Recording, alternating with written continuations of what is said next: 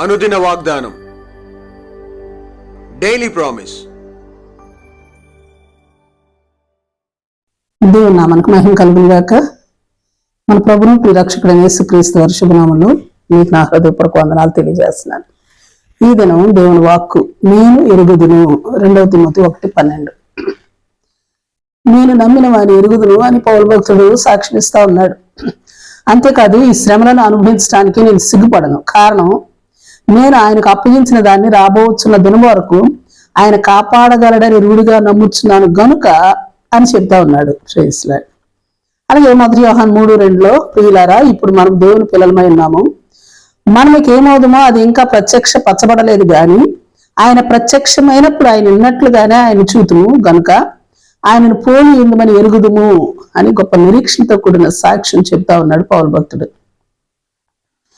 యోబు గ్రంథం 19:25 వచనంలో, నా విమోచకుడు సజీవుడని తర్వాత ఆయన భూమి మీద నిలిచినని నేను ఎరుగుదును. 26వ వచనం, ఇలాగ నా చర్మం చీకిపోయిన తర్వాత శరీరంతో నేను దేవుని చూచెదను, నా మట్టుకు నేనే చూచెదను, మరి ఎవరినూ కాదు, నేనే కన్నులారా ఆయన చూచెదను, పరాయి వాణిని చూచినట్లు కాదు అని యోబు భక్తుడు మరి గొప్ప సాక్ష్యం, గొప్ప నిరీక్షణతో మరి విశ్వాసత కలిగిగా చెబుతా ఉన్నాడు. ప్రైజ్లార్డ్. 2 రాజుల 5:15 సిరియా రాజు సైన్యాధిపతి అయిన నయమాను తన కుష్ఠరోగము నుండి అతని దేహము పసిపిల్ల దేహం వలె అతడు శుద్ధుడైన పిమ్మట అతడు అన్యుడే, అన్యదేశస్థుడే. అతడు వచ్చి, అంటే నయమాను వచ్చి ఇలాగ సాక్ష్యం ఇస్తా ఉన్నాడు దైవజనుని ముందర నిలిచి, మరి చిత్తగించుము, ఇశ్రాయేల్లో ఉన్న దేవుడు తప్ప లోకం అంతటి యందును మరి ఒక దేవుడు లేడని నేను ఎరుగుదును అని అంటున్నాడు. అంతేకాదు, యెహోవాకు తప్ప దహన బలినైనను మరి ఏ బలినైనను ఇతరమైన దేవతలకు నేను ఇక అర్పింపను అని గట్టి నిర్ణయం తీసుకున్నాడు ఆయన. ప్రైజ్లార్డ్.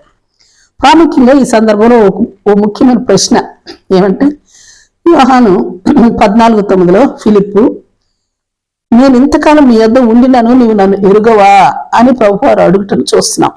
అవును, అనేక సంవత్సరాలుగా దేవుని నమ్ముకుని ఆయన సహవాసంలో జీవిస్తున్న మనకును అదే ప్రశ్నను ప్రభువారు ప్రశ్నించటం లేదా?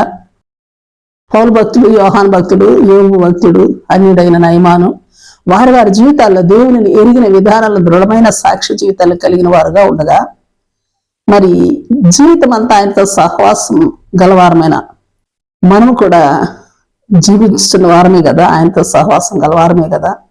అయితే ఆయనను మనం ఎట్టి రీతిగా ఎరిగి ఆయనను గూర్చి సాక్ష్యం ఇవ్వగలుగుతున్నాము.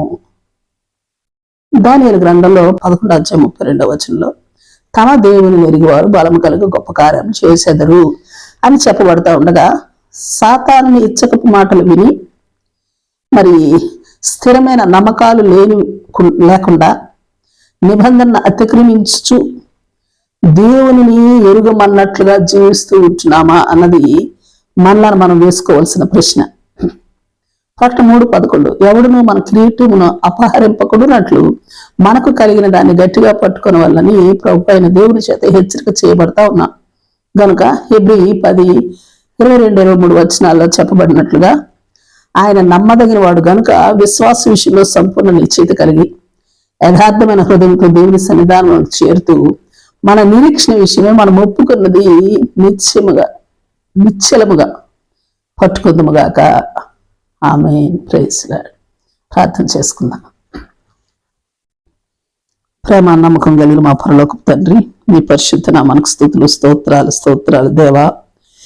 మేము నమ్ముకొనిన వారిని ఎరుగమన్నట్లుగా కాక, విశ్వాస విషయంలో సంపూర్ణ నిశ్చయిత, నిరీక్షణ విషయంలో ఒప్పుకొనిన దాన్ని గట్టిగా పట్టుకుంటూ, ప్రేమ విషయంలో ఒకరినొకరము మరి పురుకొల్పుకుంటూ స్థిరమైన గొప్ప సాక్ష్య జీవితం జీవించినట్టు కృపాభాగ్యం అనుగ్రహించమని ప్రార్థిస్తూ, నీ కొరకు గొప్ప కార్యాలు చేయనట్టు పురుకొల్పును ఇమ్మని ప్రార్థిస్తూ యేసు నామములో అడిగి వేడుకొంచున్నాం తండ్రి.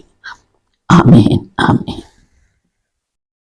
ప్రైజ్లార్డ్. రేపు మరొక వాగ్దానంతో మనం కలుసుకుందాం.